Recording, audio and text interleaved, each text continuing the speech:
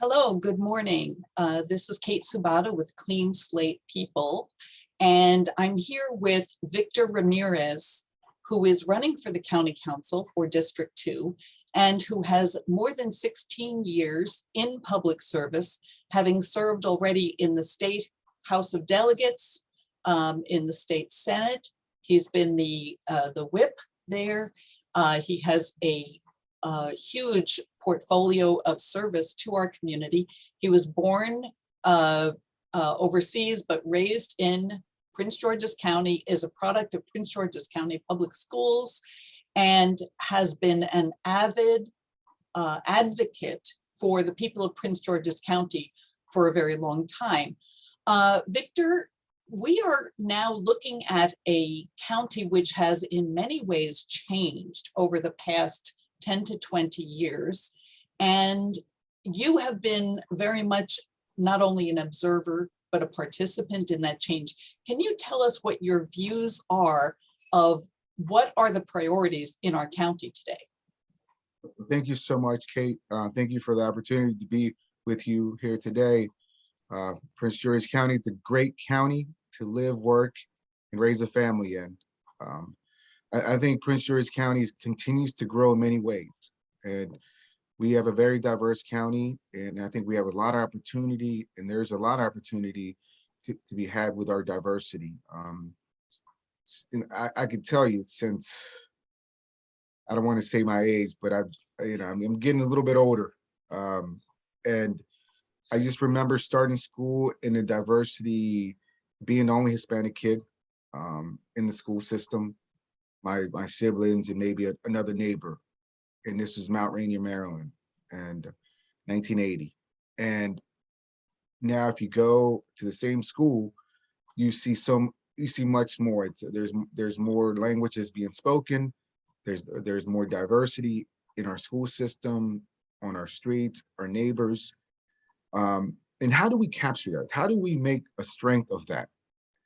And I think that's where the opportunity. We can't be afraid to say our diversity is our strength, no matter from what walks of life, no matter what you believe in, what your religious belief is, but where you come from, it shouldn't matter.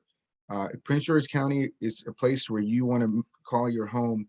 We welcome you and with open arms. And how do we embrace that diversity and move forward with it? 23% of our population is foreign born.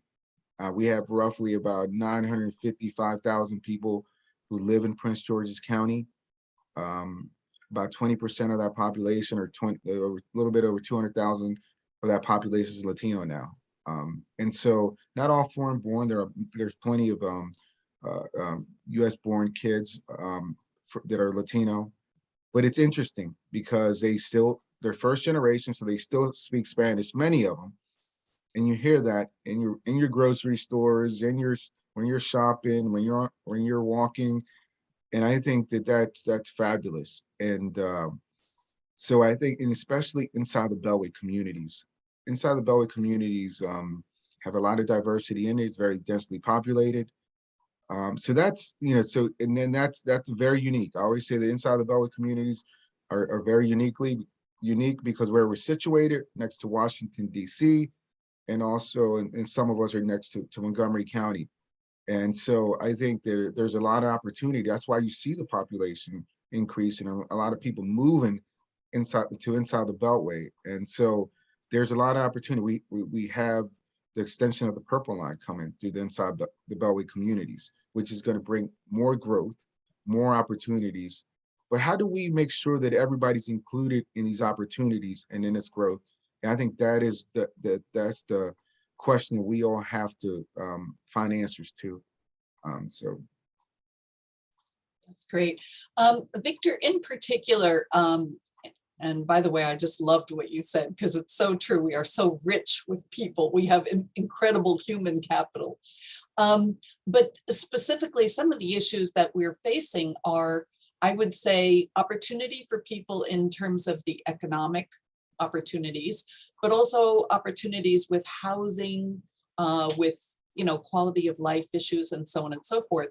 And you had mentioned before some of the situations regarding schools, regarding housing, and also regarding workforce development. Do you think you could just lightly touch on that? Sure. I'll start with workforce development just because it was the last. I think one of the things we have to really start considering is our workforce development is even starting in our schools, vocational training, apprenticeships. Not every one of our students wants to go to college. I mean, there's some they want to immediately go to work, but how do we prepare them for those job opportunities? And I think we really need to start considering apprenticeships at the school level, getting them, exposing them to those options. And then, if they want to go to college later on, then that's always the option. But there's plenty of students that I've talked to who, for whatever reason, whether it's for economic reasons or they feel they rather would go to work and use their hands or to earn a living. And I learned this, I coach soccer at Northwestern High School, Kate, and I talked to many of our students.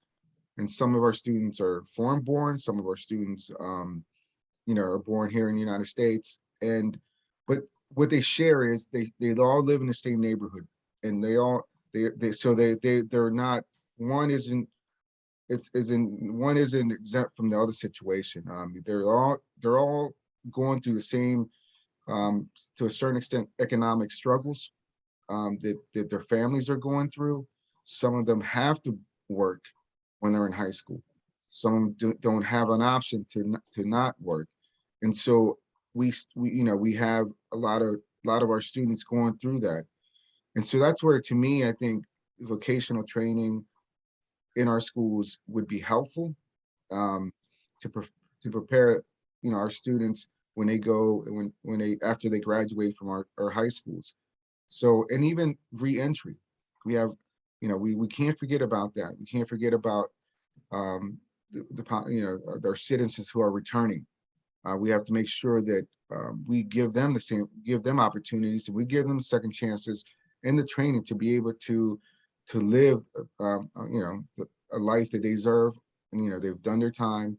And how do we incorporate our citizens who are coming back into our community? So I think that's also helpful, to be able to have a workforce or some training to prepare them to get jobs.